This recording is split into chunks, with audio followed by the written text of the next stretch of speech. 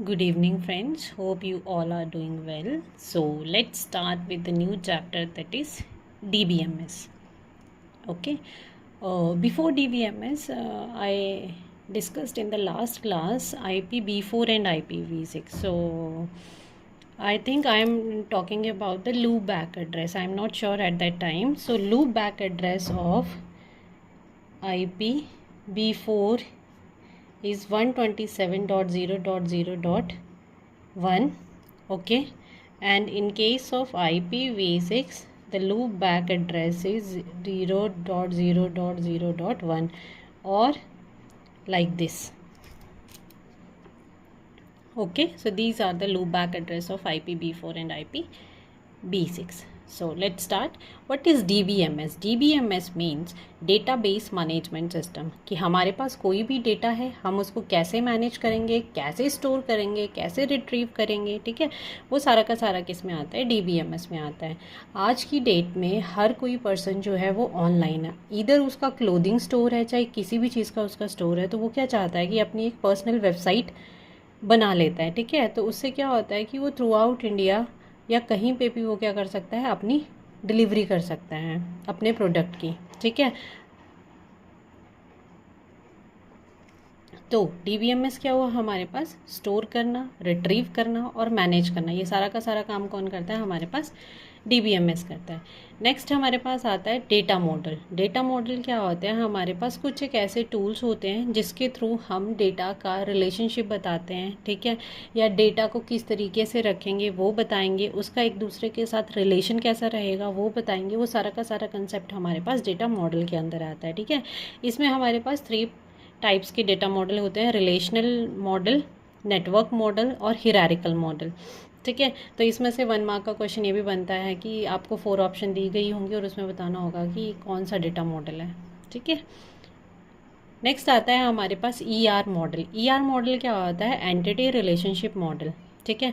इसमें क्या होता है, हमारे पास वेरियस ऑब्जेक्ट्स होते हैं जिनको हम एंटिटीज़ बोलते हैं और इन ऑब्जेक्ट के बीच में जो रिलेशनशिप होता है हम उसको ऑब्जेक्ट बोलते हैं, ठीक है। ER मॉडल क्या बताता है, बेसिकली एंटिटी को बताता है और उसके बीच में कैसे कैसे रिलेशनशिप हैं वो बताता है। इसमें से भी 1 मार्क का क्वेश्चन बनता है। जैसे हमारे पास एंटिटी है तो हम उसको सिंपल स्क्वायर बॉक्स में क्या करेंगे, सिंबलाइज करेंगे। रिलेशनशिप है उसको हम डायमंड की शेप में सिंबलाइज करते हैं। एट्रीब्यूट है हम उसको ओवल की शेप में डिफाइन करते हैं। कंपोजिट एट्रीब्यूट होगा तो कंपोजिट कैसे करेंगे, ऐसे और ऐसे हमारे पास 2 आ जाएंगे, ठीक है। ये क्या डिस्क्राइब करता है, कंपोजिट का। अगर वीक एंटिटी का पूछा जाए सिंबल तो ये होता है हमारे पास वीक एंटिटी का।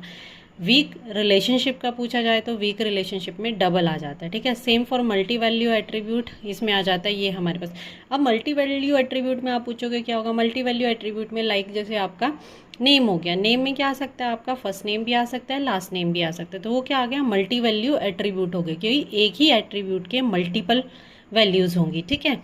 ये आता है ड्राइव्ड एट्रीब्यूट की, एक एट्रीब्यूट कोई एक मेन एट्रीब्यूट है, उस मेन एट्रीब्यूट से आप फर्दर ड्राइव करते हो किसी अनदर एट्रीब्यूट को, तो हम उसको बोलते हैं ड्राइव्ड एट्रीब्यूट, ठीक है। तो ड्राइव्ड एट्रीब्यूट का सिंबल क्या होता है, ये डॉट। बेसिकली इससे क्वेश्चन ये सिंबल के बेस के ऊपर ही बनता है, ठीक है, क्लियर। नेक्स्ट हम बताते हैं कि हमारे पास DBMS में क्या होती है, वेरियस टाइप की लैंग्वेज होती हैं। इसमें से भी 1 मार्क्स का क्वेश्चन बनता ही बनता है। DBMS is a most important chapter, okay.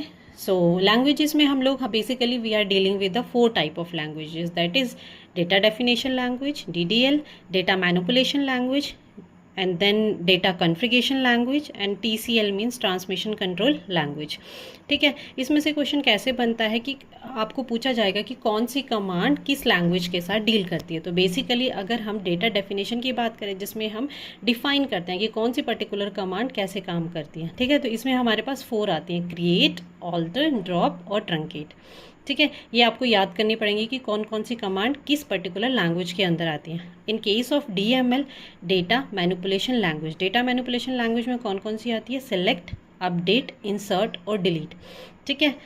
अब हमारे पास DML में फर्दर आ जाती हैं प्रोसीजरल DML और नॉन प्रोसीजरल DML। इतना डिटेल में जाने की नेसेसिटी नहीं है, बट हमें प्रोसीजरल DML में क्या होता है कि हमें पता होता है डेटा कहाँ से ले रहे हैं, हम कहाँ से हम उसको मॉडिफाई करेंगे, वो पर्टिकुलर चीज़ क्या होती है वो डिफाइंड होती है। But in case of non procedural DML में ये चीज़ डिफाइंड नहीं होती है, ठीक है। In case of data configuration language में इसमें हमारे पास 2 कमांड आती हैं, ग्रांट एंड रिवोक।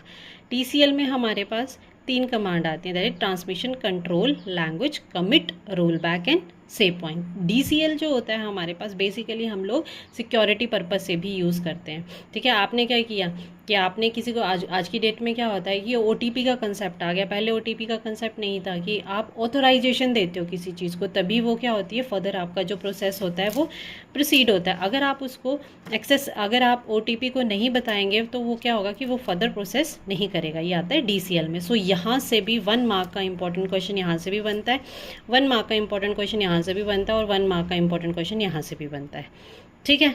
इस लैंग्वेज से तो डेफिनेटली आता ही आता है, नो डाउट है। लास्ट 3-4 ईयर्स के वो क्वेश्चन पेपर देखेंगे आप तो उसमें डेफिनेटली एक क्वेश्चन यहाँ से आया हुआ है on the basis of command which language is define, ठीक है।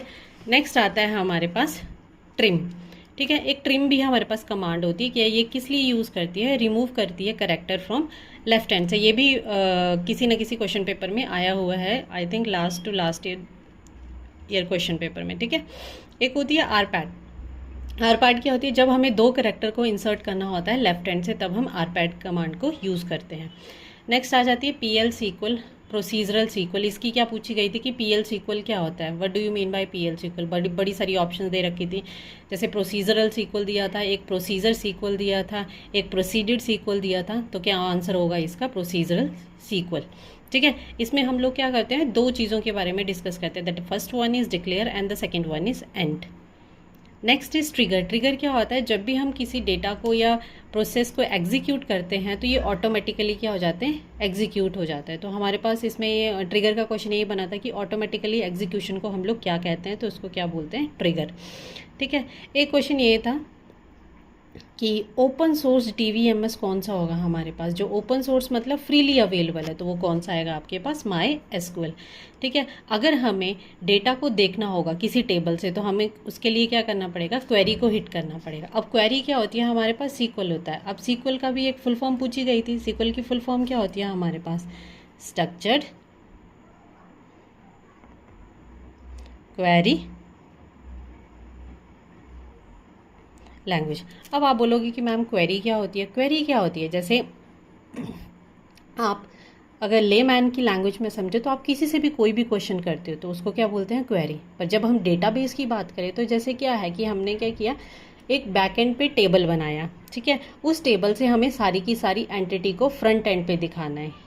आपने देखा होगा कि जब आप लॉगिन करते हो किसी भी वेबसाइट के ऊपर तो सबसे पहले आपको रजिस्ट्रेशन करनी पड़ती है। जब आप रजिस्ट्रेशन करते हो तो वो सारी की सारी आपकी डिटेल जो है एक डेटाबेस में जाके स्टोर होती है। जैसे ही आप लॉगिन करते हो तो वो ऑथेंटिसिटी को मैच करके you are able to log in that particular website.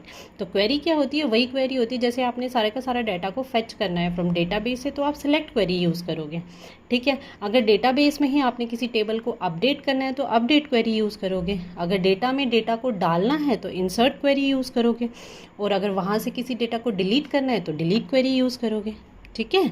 और अगर डेटाबेस को क्रिएट करना है तो क्रिएट क्रिएट और डेटाबेस नेम लिख देंगे। जैसे आपने क्रिएट किया अपने स्कूल का डेटाबेस तो क्रिएट स्कूल कर देंगे, जो भी आप डेटाबेस का नेम देना चाहते हो, ठीक है, clear. So next is data dictionary. Data dictionary means what? Data dictionary means data about data. जब हम किसी डेटा के ही बारे में बात करते हैं तो वो क्या आता है हमारे पास, data dictionary. Next term is data integrity. Data integrity क्या है, होती है हमारे पास कि हम बताते हैं कि हमारा जो डेटा है वो कितना वैलिड है और कितना कंसिस्टेंसी में डेटा हमारा कंसिस्टेंट है या कंसिस्टेंसी में स्टोर हुआ है। मतलब हमारे पास डेटा इंटीग्रिटी का मतलब हमारे पास डुप्लीकेट रिकॉर्ड नहीं होना चाहिए। हमारा जो रिकॉर्ड है वो हमारे पास मतलब डेटा रिडंडेंसी नहीं होती है। Redundancy means duplicacy of data, ठीक है। डेटा रिडंडेंसी भी एक टर्म होती है जिसका मतलब होता है डुप्लीकेसी ऑफ डेटा। हमारे पास डुप्लीकेसी ऑफ डेटा नहीं होनी चाहिए, तो इंटीग्रिटी मेंटेन करके रखनी पड़ती है। अब सपोज कि मेरा नाम जो है नंदिनी है, ठीक है, तो मेरा नाम नंदिनी है, अगर किसी और का नाम भी सेम है, ठीक है, और उसका सारा का सारा डेटा तो नहीं सेम हो सकता, कुछ ना कुछ डिफ्रेंशिएट होगा, या ऐसा ना हो कि उसने समझा कि हम एक ही है, एक ही पर्सन है, तो सेम डिटेल जो मेरी थी वही उसने अनदर पर्सन की डिटेल में भी फिल कर दी, तो वहाँ पे क्या होगी, हमारी ऑथेंटिसिटी, वैलिडिटी क्या होगी, हमारी ब्रीच होगी, डेटा रिडंडेंसी क्या होगी, क्रिएट होगी। ठीक है, सो हमें क्या करना पड़ता है, अपनी डेटा इंटीग्रिटी को मेंटेन करके रखना पड़ता है। नेक्स्ट आता है हमारे पास स्कीमा। स्कीमा क्या होता है, जो भी हमारा डेटाबेस का ओवरऑल डिज़ाइन होता है हम उसको क्या बोलते हैं, डेटाबेस स्कीमा बोलते हैं। ठीक है, अब आपके पास छोटी छोटी टर्म्स है, जैसे डिग्री क्या होती है, डिग्री होती है नंबर ऑफ एट्रीब्यूट्स। अब नंबर ऑफ एट्रीब्यूट कैसे समझेंगे, जैसे आपके पास ये टेबल है, ठीक है, अब ये टेबल है, आपने टेबल क्रिएट किया, एक उसमें आपने डाला नेम, उसके बाद आपने डाला इसमें क्लास, और उसके बाद आपने इसमें डाल दिया फ़ोन नंबर। ठीक है, तो नेम क्या है, एट्रीब्यूट है। ठीक है, क्लास क्या है, एट्रीब्यूट है। फ़ोन नंबर क्या है, आपके पास एट्रीब्यूट है। ये सारे के सारे क्या आ जाएंगे, एट्रीब्यूट। जितने एट्रीब्यूट होंगे तो नंबर ऑफ एट्रीब्यूट क्या आएगा, अगर 3 एट्रीब्यूट है तो हमारे पास डिग्री क्या बन गई, 3 बन गई। इससे भी क्वेश्चन आया हुआ है, this is most important. What is tuple, tuple क्या हुई, ये पूरी की पूरी रो को क्या बोलते हैं हम, ये आ गया हमारे पास टपल। ठीक है, अब एट्रीब्यूट क्या होगा, ये एट्रीब्यूट हो गया name, class, phone number. Okay, column को हम एट्रीब्यूट बोलते हैं और रो को हम लोग क्या बोलते हैं, टपल बोलते हैं। उसके बाद आया था एक एमसीक्यू में question, what do you mean by acid property. Acid property क्या होती है, atomicity, consistency, isolation and durability. ठीक है, इसको डिटेल में जानने की नेसेसिटी नहीं है, क्योंकि क्वेश्चन जेओए में इतना डीपली नहीं पूछा जाता है। कि अगर किसी आप स्पेशलिस्ट ऑफिसर का एग्ज़ाम में स्टडी करेंगे तो आपको उसमें थोड़ा डिटेल में जाना पड़ता है। ठीक है, बट इसमें ज़्यादा नेसेसिटी नहीं है, आपको पता होना चाहिए कि एसिड की फुल फॉर्म क्या होती है, atomicity, consistency, isolation and durability. Okay, so next is primary की, यूनिक की, फॉरेन की। अब प्राइमरी की क्या होती है, प्राइमरी की क्या होती है, हमारे पास जो यूनिक की होती है। जैसे हमारा क्या होता है, रोल नंबर होता है क्लास में, वो किसी का सेम नहीं होता ना, सबका डिफरेंट डिफरेंट होता है, तो that is called as a primary key. But unique key क्या होती है, यूनिक की भी क्या होगी, हमारे पास डिफरेंट होगी, वो भी सेम नहीं होगी। बट दोनों में क्या फ़र्क होगा, अगर इसका काम भी यूनिकनेस और यूनिक की का काम ही यूनिकनेस है तो दोनों में डिफरेंस क्या होगा। जो हमारे पास प्राइमरी की है ये कभी भी नल नहीं हो सकती, नल मतलब खाली नहीं हो सकती। ठीक है, और जो यूनिक की है ये नल हो सकती है। ठीक है, that is the main difference between primary की एंड यूनिक की। फॉरेन की क्या होती है, ये हमारे पास रिलेशनशिप बताती है टू टेबल के बीच में। ठीक है, जो प्राइमरी की होती है from one table to another key, वो एक्ट करती है हमारे पास foreign key of a table. ठीक है, एक और आती है आपके पास कैंडिडेट की, पूछ लिया जाता है कई बार। आजकल जो है वो थोड़ा सा एग्ज़ाम पैटर्न एडवांस हो गया है। तो कैंडिडेट की क्या होती है, कैंडिडेट की आती है हमारे पास सबसेट ऑफ सुपर की।